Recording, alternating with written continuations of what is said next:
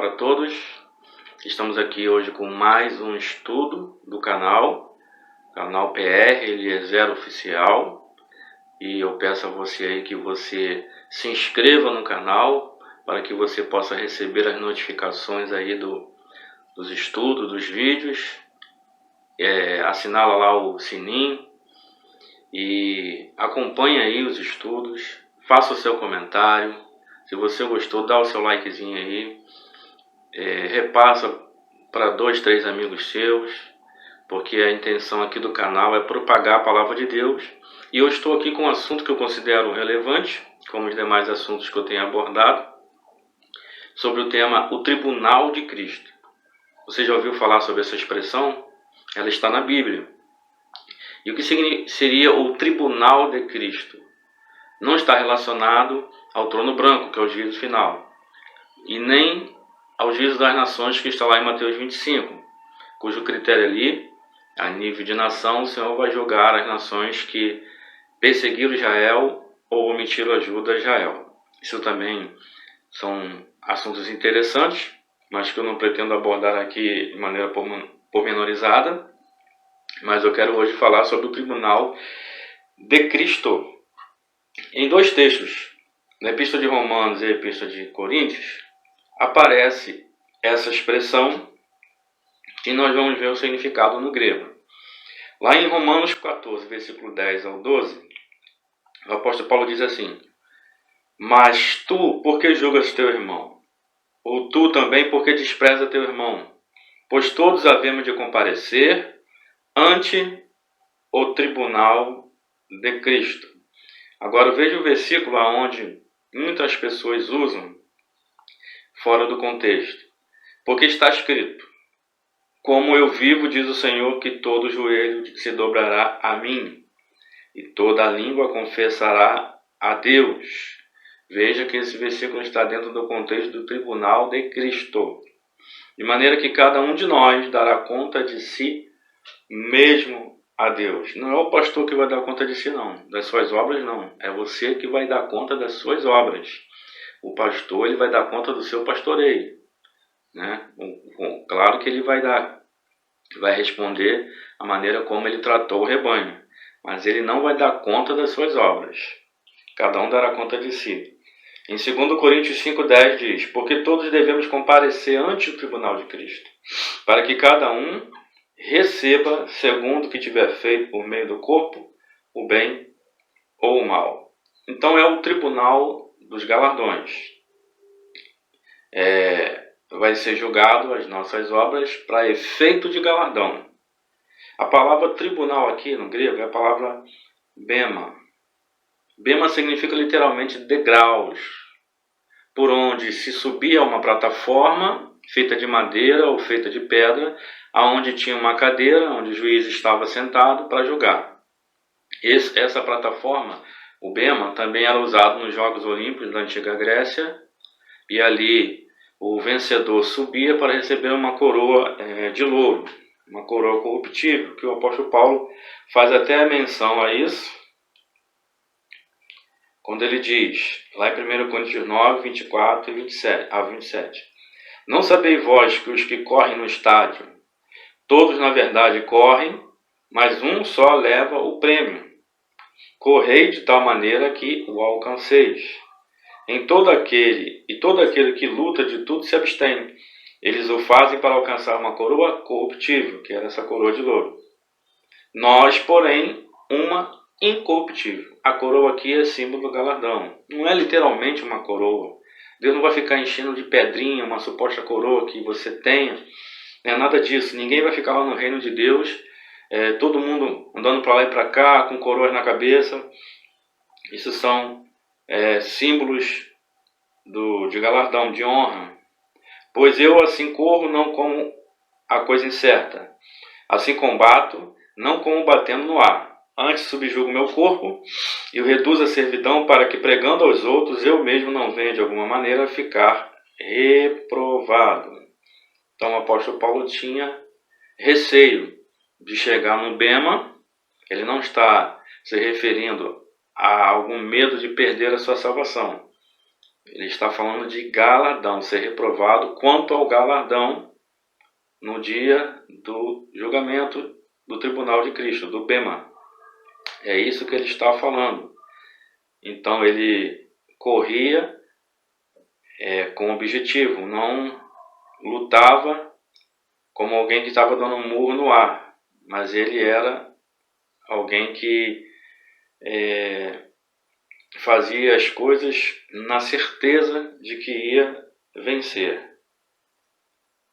O Bema também era usado pelas famílias no final do ano para que elas se reunissem naquela plataforma e discutissem entre si aquilo que foi feito durante o ano, de bom, de ruim, o que eles tinham que melhorar, quanto família.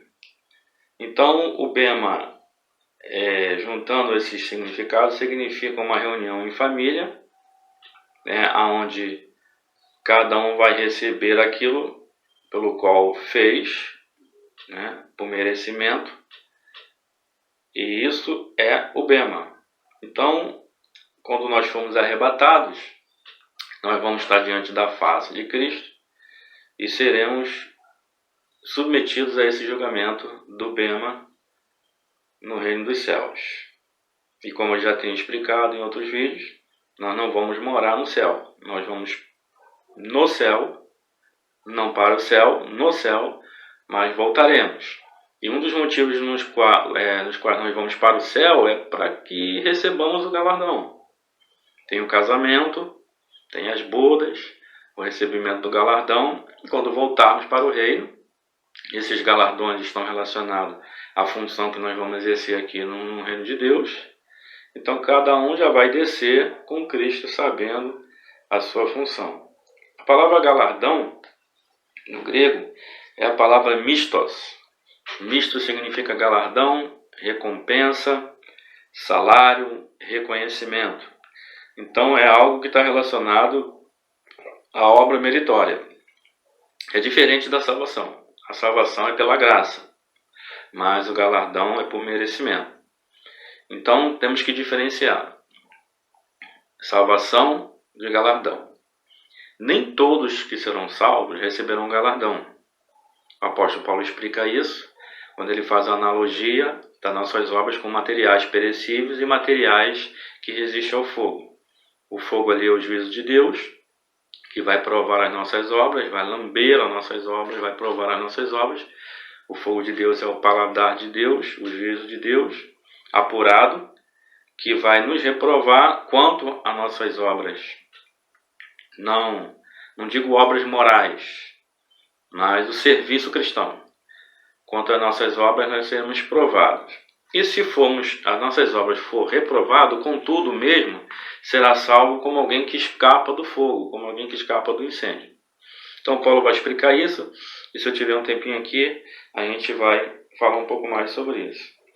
Olha aqui que, segundo João, capítulo 1, versículo 8, João diz: olhai por vós mesmos, para que não percamos o que temos ganho. Antes recebamos o inteiro galardão. O galardão é algo que se conquista. Vamos lá. Vamos ver aqui a diferença, usando alguns textos, de salvação e galardão. Efésios 2, versículos 8 e 9, diz assim. Ele está falando de salvação. Porque pela graça sois salvos. Pela graça sois salvos. A graça é o favor de Deus que nós não merecemos. Diferente do galardão. O galardão é algo que nós merecemos. Temos que fazer por onde para recebermos uma recompensa naquele dia. Porque pela graça sois salvos por meio da fé. Isto não vem de vós, é dom de Deus. Não vem das obras, para que ninguém se glorie. Romanos 6, 23. Porque o salário do pecado é a morte, mas o dom gratuito de Deus é a vida eterna por Cristo Jesus nosso Senhor. O pecado aqui ele é retratado, personificado como um senhor tirano, na qual aqueles que trabalham para ele, para o pecado, recebem como salário a morte. Então não vale a pena pecar, porque o final é a morte eterna. Já o dom gratuito de Deus essa graça, esse favor imerecido, nos leva à vida eterna por Cristo Jesus nosso Senhor. E é de graça, é só crer. A fé é como uma mão estendida para receber o favor de Deus. Galardão, em Romanos 4,4, está relacionado àquilo que a pessoa merece. Ora, aquele que faz qualquer obra não é imputado galardão, segundo a graça, mas segundo a dívida. Ora, se você trabalhou o mês todo, é direito teu que no final do mês você receba pelo seu trabalho. É mais ou menos isso que o Paulo está falando. Se alguém trabalhou, já não é graça, é uma dívida que a pessoa tem com aquele que trabalhou para ela. Olhai por vós mesmos, nós já lemos esse texto, né? Em João 1,8. Vamos diferenciar aqui o que eu falei no início. O juízo das nações está lá em Mateus 25, 31, 32. O tribunal de Cristo não tem a ver com o juízo das nações. O texto ele é grande, eu separei apenas 2 versículos para você entender o que eu quero dizer. E quando o Filho do Homem vier em sua glória, e todos os santos anjos com ele, então se assentará no trono da sua glória, isso é lá em Jerusalém. Quando ele voltar, ele vai pisar no Monte das Oliveiras, o monte vai se abrir, o remanescente judeu vai passar pelo meio do monte, ele vai punir as nações ali, haverá um morticínio, os que sobrarem das nações passarão pelo julgamento, onde ele vai se sentar no trono de Davi e julgar as nações. E todas as nações serão reunidas diante dele, diz o texto. E apartará um dos outros, como o pastor aparta dos bodes as ovelhas. Então ele vai separar à sua direita as ovelhas, que são aquelas nações que ajudaram Israel, que durante a grande tribulação vão guardar os judeus, vão ajudar os judeus. Ele fala assim, nesse texto de Mateus 25. Tive fome, me deste de comer. Tive sede, me deste de beber. Estive nu, me vestistes. Estive preso, foste me visitar. E eles vão perguntar, quando, Senhor, fizemos essas coisas a ti? Aí ele vai falar o seguinte, quando fizeste a um dos meus pequeninos irmãos, a mim me fizeste. Os irmãos de Jesus ali são os judeus. Então as nações que ajudaram Israel na fuga que eles vão empreender por causa do anticristo, que o propósito principal do anticristo é perseguir o povo judeu, na grande tribulação, as nações que ajudaram Israel passarão para o milênio. E o trono branco, que é o juízo final, está lá em Apocalipse 20, versículo 11, que é o julgamento daqueles que desde Adão não ressuscitaram para a vida eterna, não vão fazer parte do arrebatamento, nem das bodas, essas pessoas que vão ressuscitar para a segunda morte. Diz assim, e vi um grande trono branco. Esse julgamento é chamado de trono branco, o juízo final. E o que estava sentado sobre ele, de cuja presença fugiu a terra e o céu, e não se achou lugar para eles. A igreja estará lá, no trono branco, no juízo final, não para ser julgada, mas a igreja estará lá para participar do julgamento. Ela irá julgar o mundo impenitente, o mundo pecador, e também os anjos caídos. Não sou eu que falo isso, mas o apóstolo Paulo, em 1 Coríntios 6, versículos 1 ou 3. Vamos lá. Ousa algum de vós, tendo algum negócio contra o outro, ir a juízo perante os injustos, e não perante os santos? Não sabeis vós que os santos hão de julgar o mundo? Ora, se o mundo deve ser julgado por vós, sois porventura indignos de julgar as coisas mínimas? Não sabeis vós que havemos de julgar os anjos caídos? Quanto mais as coisas pertencentes a esta vida. Quando isso vai acontecer? Lá no juízo final. Então o que Paulo está falando aqui? Paulo está reprovando a igreja de Corinto, porque não havia gente sábia lá, a ponto de julgar as coisas mínimas, quanto que a vocação da igreja seria, no futuro, no juízo final, julgar o mundo. Ou seja, algo muito mais complexo. E julgar também os anjos caídos. E ele fala, vocês não sabem que nós, quanto igreja, santos de Deus, irão julgar os anjos caídos? Irão julgar o mundo? Então vocês seriam capazes de julgar essas coisas minimamente de vocês e não levar o caso de vocês, o litígio de vocês a juiz e juiz injustos. Bom, vamos lá. Em João 5:24, fala exatamente isso, que a igreja não passa pelo juízo. A igreja ela já está sendo julgada agora, segundo o apóstolo Pedro. Na verdade vos digo que quem ouve a minha palavra e crê naquele que me enviou, tem a vida eterna e não entrará em juízo ou em condenação, mas passou da morte para a vida. João 5:24.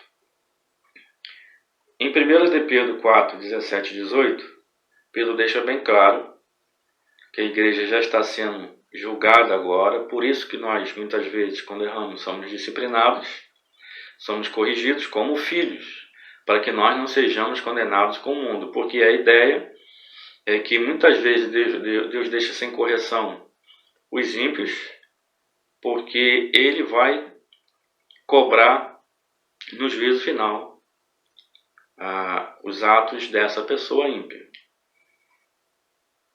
Diz assim, 1 de Pedro 4:17 e 18, porque já é o tempo que começa o julgamento pela casa de Deus.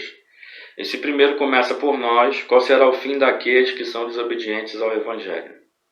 E se o justo apenas se salva, onde aparecerá o ímpio e o pecador? O apóstolo Paulo, em Romanos, ele fala assim, nenhuma condenação há para quem está em Cristo Jesus. Ora, se nenhuma condenação há para quem está em Cristo Jesus, isso significa que foi dado o veredito a nosso respeito, porque cremos. E se cremos nele, temos a vida eterna, não passaremos pelo juízo. Da onde Pedro tirou isso? Pedro tirou isso do exemplo de Israel. O Senhor, ele puniu Israel, puniu Judá, usando Babilônia, porém, ele vai castigar depois Babilônia também, mas o Senhor fez isso para mostrar que ele é um Deus imparcial. Então, primeiro ele corrige os seus filhos, ainda que usando Nabucodonosor, e depois vai punir também Babilônia, para que ninguém diga que Deus é um Deus que faz acepção de pessoas e que tem predileção pelos seus em detrimento dos outros. Ezequiel 9:6 diz assim, matai velhos, jovens, virgens, meninos e mulheres, até exterminá-los, mas a todo homem que tiver o sinal, não vos chegueis. E começai pelo meu santuário. E começaram pelos homens mais velhos que estavam diante da casa.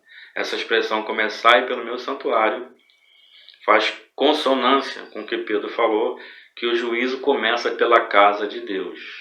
Então, nessa era da igreja, muitas vezes nós vemos o ímpio prevalecer na sua impiedade, como Salomão fala, e o justo perecer na sua justiça. E muitas das vezes Deus, a fim de nos poupar para o juízo final, nos corrige, nos disciplina, a fim de que nós venhamos a nos arrepender a tempo, para que a gente não se endureça e seja passível de juízo lá no tribunal, no trono branco. O apóstolo Paulo, em 1 Coríntios, capítulo 11, versículo 32, ele diz assim, mas quando somos julgados, somos repreendidos pelo Senhor, para não sermos condenados com o mundo. Então qual é a ideia aqui? Eu fico receoso e temeroso com pessoas que se dizem cristãos e eu vejo fazendo muita coisa errada e ela não é corrigida. E ela continua no seu engano, pensando que o fato de Deus não corrigi-la, que isso é permissão para ela continuar pecando. Salomão diz que pelo juízo de Deus não vir imediatamente sobre as más obras, os homens estão sempre dispostos a pecar. Há uma disposição natural do ser humano em pecar. E ele pode entrar no engano e não entender a longanimidade de Deus para com ele e achar porque Deus não puniu de imediato as suas más obras, que Deus está aprovando, ou que Deus não está vendo e não vai corrigi-lo. E ele continua então no seu pecado. Mas nós temos que considerar duas coisas. a bondade de Deus e a severidade de Deus. Severidade para aqueles que não se colocam debaixo da disciplina, e bondade com aqueles que se arrependem. Em Hebreus 11:6, mostra ali claramente que Deus tem prazer em recompensar os seus. Deus tem prazer em galardoar. Isso está no coração de Deus. Ele quer que nós trabalhemos na sua obra e Ele está com seu galardão para nos recompensar. E eu quero aqui nesse vídeo ou no outro, que eu vou fazer sobre o mesmo tema, falar sobre as coisas que de fato para Deus tem valor, é relevante e que resulta em galardão.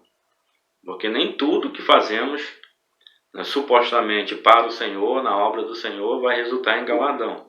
Mas aquilo que a Bíblia diz, quero mostrar para você, que tipo de obra dá galardão.